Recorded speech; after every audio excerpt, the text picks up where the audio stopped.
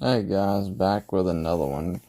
Just want to show off my Glock 32 Gen 4 in none other than 357 SIG.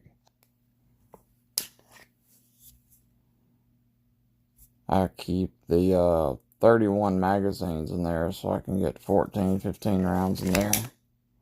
Then to top it off, we have the Streamlight TLR8, which has your green laser, light and laser, or just light. Very nice gun, very nice. And with the firepower offered by the 357, this is what you want.